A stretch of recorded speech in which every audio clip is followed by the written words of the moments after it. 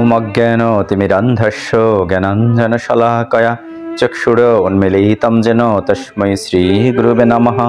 वंशकल्पतरुभ्यश्च कृपासिन्धुभ्येव च पतितानां पावनेभ्यो वैष्णवेभ्यो नमो नमः। पंचतत्त्वात्मकं कृष्णं भक्तरूपस्वरूपकं भक्त अवतारं भक्ताख्यं नमामि भक्तशक्तिकं।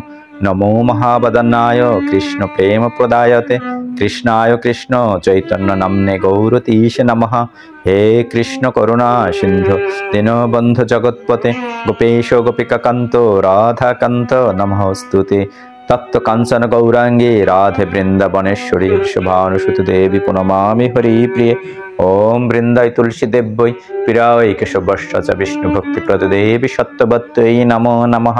जय श्री कृष्ण चैतन्य प्रभु नित्यानंद श्री अद्वैत गदाधर श्रीवासदि गौर भक्त वृंद।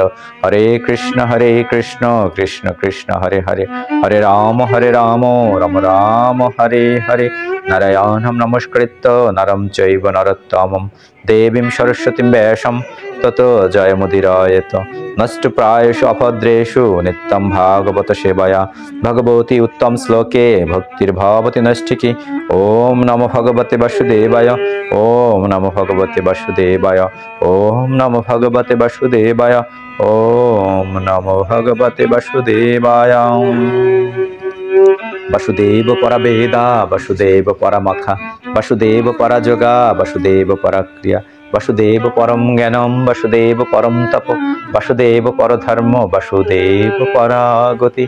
वसुदेवই আমাদের সমস্ত কিছু। वसुदेवকে যদি আমাদের জীবনের সাথে যুক্ত করতে পারি তাহলে আমাদের জীবন প্রকৃতপক্ষে মঙ্গলময় হয়ে উঠবে। বৈদিক শাস্ত্রে জ্ঞানের পরম উদ্দেশ্য হচ্ছেন পরমেশ্বর ভগবান শ্রীকৃষ্ণ। যজ্ঞ সম্পাদনের উদ্দেশ্য হচ্ছে ভগবানের প্রীতিবিধান এবং যোগের উদ্দেশ্য হচ্ছে তাকে জানা। সমস্ত সকাম কর্মের চরম ফল তিনিই দান করে থাকেন। পরম জ্ঞান এবং সমস্ত তপস্যার উদ্দেশ্য হচ্ছে পরমেশ্বর ভগবান শ্রীকৃষ্ণকে জানা এবং তার প্রতি প্রেমময়ী সেবায় যুক্ত হওয়াই ধর্মের উদ্দেশ্য। তিনিই হচ্ছেন জীবনের পরম উদ্দেশ্য। মুখম করতি বাচালম পঙ্গুম লঙ্ঘয়তে গিরিম ইয়াৎ কৃপতমহম বন্দে পরমানন্দ মাধবম। হরে কৃষ্ণ ভক্তবৃন্দ, আজকের এই সন্ধ্যার সময় আমরা গীতা পাঠ করব, গীতার কথা শ্রবণ করব। শ্রীমদ্ ভগবদ গীতার অধ্যায় 1 থেকে 6 এর কিছু গুরুত্বপূর্ণ শ্লোক, সেই শ্লোকগুলো আমরা পাঠ করব। অধ্যায় 2 শ্লোক 7 কার্পণ্য দোষ উপহত স্বভাব হৃৎসামি তাম ধর্ম সম্মূরচেতঃ যৎশ্রেয় সৎনিশ্চিতাম শিষ্যস্তে অহম সাধি মামতাম প্রপন্নাম।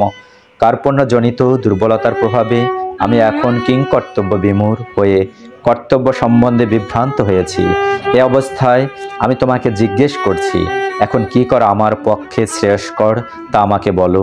এখন আমি তোমার শিষ্য এবং সর্বতভাবে তোমার শরণাগত। দয়া করে তুমি আমাকে নির্দেশ দাও। 13 নং শ্লোক দেহিনস্মিন যথা দেহে কৌমারাম যৌবনম জরা তথা দেহান্তর প্রাপ্তির ধীরস্তত্র ন মোহতি। অর্থাৎ দেহির দেহ যেমন কৌমার যৌবন এবং জরার মাধ্যমে তার রূপ পরিবর্তন করে চলে, তেমনি মৃত্যুকালে ওই দেহি অর্থাৎ আত্মা এক দেহ থেকে অন্য কোনো দেহে দেহান্তরিত হয়। স্থিতিপ্রজ্ঞ পণ্ডিতেরা কখনোই এ পরিবর্তনে মোহমান হন না।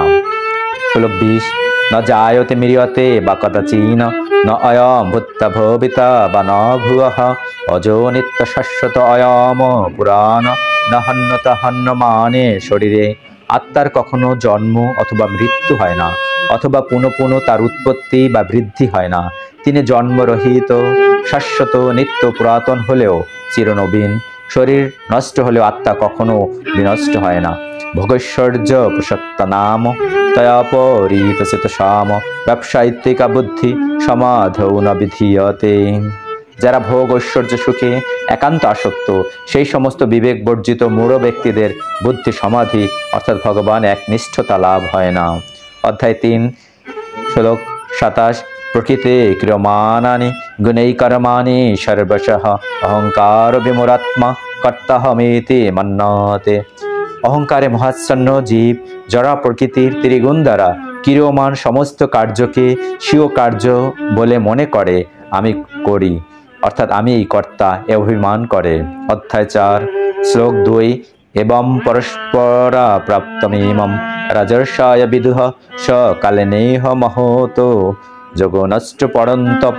এভাবেই পরম্পরাক্রমে প্রাপ্ত এ পরম বিজ্ঞান রাজর্ষিরা লাভ করেছিলেন, কিন্তু কালের প্রভাবে পরম্পরা ছিন্ন হওয়ায় সে যোগ নষ্ট প্রায় হয়েছে। পরিত্রাণায় সাধুনাম বিনাশায় চ দুষ্কৃতাম ধর্ম সংস্থাপনার্থায় সম্ভবামি যুগে যুগে। অর্থাৎ সাধুদের পরিত্রাণ ও দুষ্কৃতকারীদের বিনাশ করার জন্য এবং ধর্ম সংস্থাপনের জন্য আমি যুগে যুগে অবতীর্ণ হই। জন্ম কর্ম চ মে দিব্যমেবং যো বেত্তি তত্থত ত্যক্তদেহং পুনর্জন্ম নৈতি মামেতি সহ অর্জুন। হে অর্জুন, যিনি আমার এই প্রকার দিব্য জন্ম ও কর্ম যথাযথভাবে জানেন, তাকে আর দেহ ত্যাগ করার পর পুনরায় জন্মগ্রহণ করতে হয় না। তিনি আমার নিত্যধাম লাভ করে থাকেন। অর্থাৎ আমাদের সেই নিত্যধাম হচ্ছে বৈকুণ্ঠ লোক। আমাদের উদ্দেশ্য হচ্ছে কি, আমরা যেন আমাদের ধামে অর্থাৎ আমাদের যে নিত্য আলয়, সেই নিত্য আলয় বৈকুণ্ঠ লোকে ফিরে যেতে পারি এই জড়দেহ ত্যাগ করার পর। তদ্বিদ্ধি পূর্ণিপাতেন পরিপ্রশ্নেন শিবায়া উপদেক্ষন্তি তে জ্ঞানাম জ্ঞানেন স তথ্যদর্শিন। তদ্বিদ্ধি প্রণিপাতেন অর্থাৎ সদ্গুরু শরণাগত আমাদের হতে হবে। সদ্গুরু শরণাগত হয়ে তথ্যজ্ঞান লাভ করার চেষ্টা করো, বিনম্র চিত্তে প্রশ্ন করো এবং অকৃত্রিম সেবায় দ্বারা তাকে সন্তুষ্ট করো। তাহলে সেই তথ্যদ্রষ্টা পুরুষ তোমাকে জ্ঞান উপদেশ দান করবেন। অধ্যায় 5 শ্লোক 22 যে হি সংস্পর্শজা ভোগা দুঃখ জনয় এবতে আদ্যন্ত বন্ত কন্তেয় ন তেষু রমতে বুধঃ। বিবেকবান পুরুষ দুঃখের কারণ যে ইন্দ্রিয়জাত বিষয় ভোগ, তাতে আসক্ত হন না।